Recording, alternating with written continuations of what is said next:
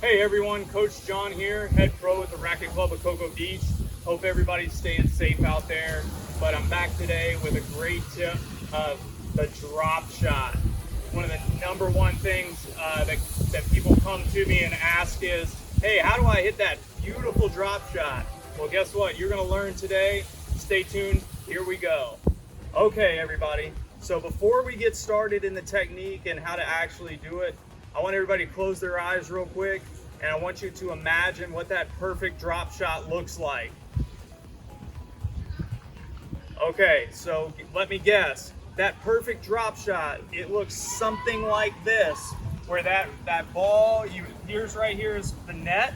Okay, we're gonna imagine this is the net, and that drop shot, that player hit it, and that ball came over here, boom, and it bounced right in on that other player's side, right over the top of the net, and they just ran, they could not get there, and you won the point.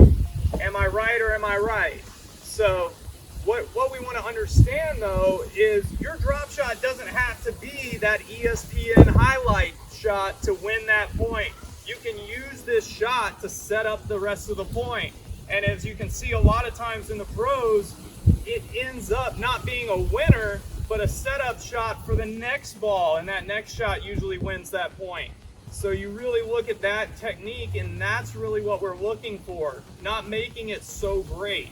A great drop shot can be anywhere inside that service, about halfway from that net to back to that service box, being back up in here, about halfway is a great target, because if that player's back at the baseline, they're gonna have to come forward at least 3/4 court to just get their racket on it.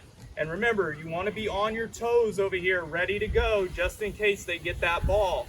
Don't think that you won that point right away. Another helpful hint is, if you can see, it's a little bit windy out here today. So when you're going to go hit this shot, remember, you do not want to hit this shot with the wind at my back. So as you can see, the wind is blowing this way. So when I'm on this side of the court, hitting this way, when I go to hit my drop shot, the wind's gonna push that ball a little bit deeper than I really wanted it.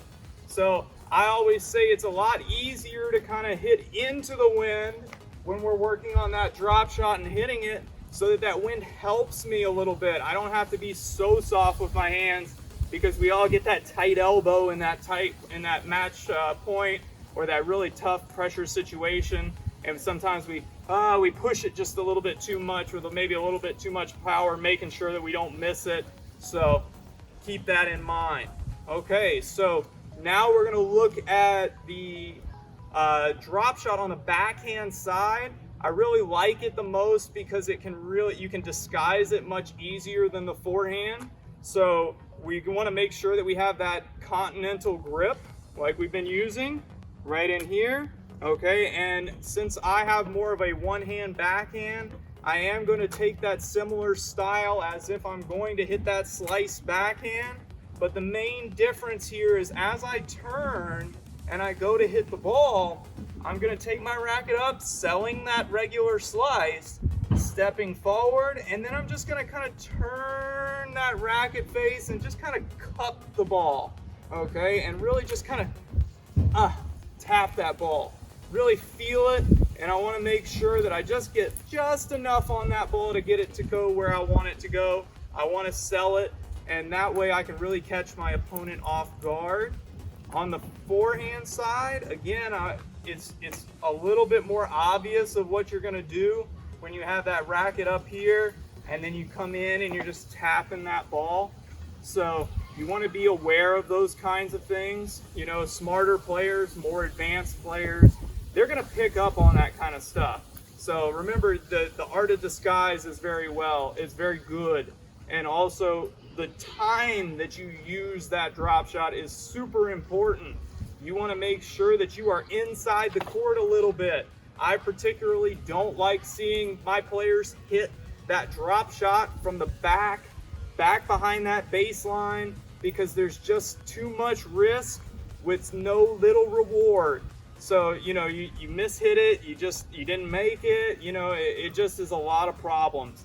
When I move forward into the court, maybe 3/4 or more forward, now I'm in a more of a sweet spot where I can do something like this, and it now becomes a lot easier for me to make, and also a lot more intimidating for that opponent, because I'm stepping into the court, so they're thinking I'm probably going to drive that ball. There's another art of disguise, so keep that in your mind as you go to do this. So we really got to keep on focusing on that touch. So what we're going to really do today is focus on that touch. And so hang in there, we're getting ready to start. I'm going to show you a couple techniques that you can do at home to practice on that touch. Okay, so working with that touch, our first little drill or game, we're going to have a little bit of fun. Hopefully you have a quarantine partner with you. I have a nice partner that's going to help me out practicing this. And so what I'm going to do here is I'm going to set up my little court. Okay, I've got 2 chairs, a broomstick that's pretty close to net height. And guess what? I got some laundry baskets. And what I'm going to do is I'm actually going to step back. I'm going to have my partner toss the ball to me. I'm really going to work on my touch, and I'm going to try to hit that ball into one of those baskets with that nice soft touch. All right, so here we go. We're going to play a little game between the 2 of us. We're going to alternate, trying to see who can do it first. That's how you can add a little bit of fun. For this video, we're just going to show myself, because remember, the spotlight's on me here, so we want to make sure you see it perfect. So here we go.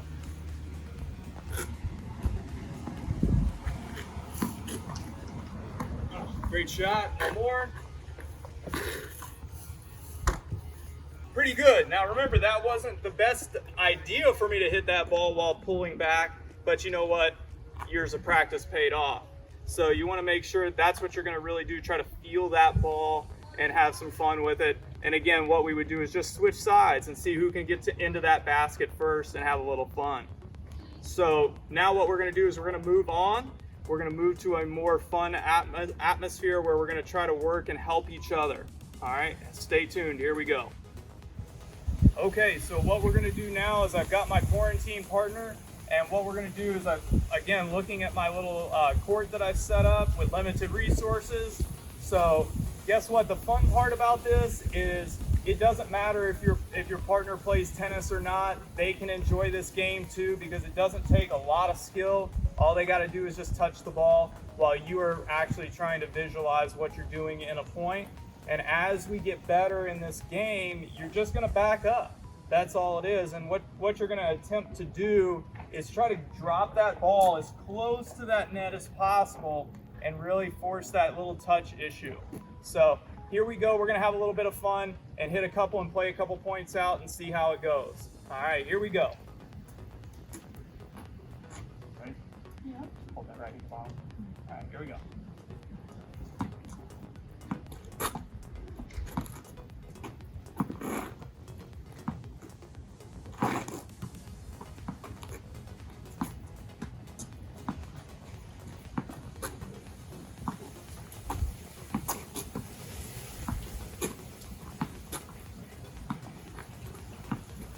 Nice shot.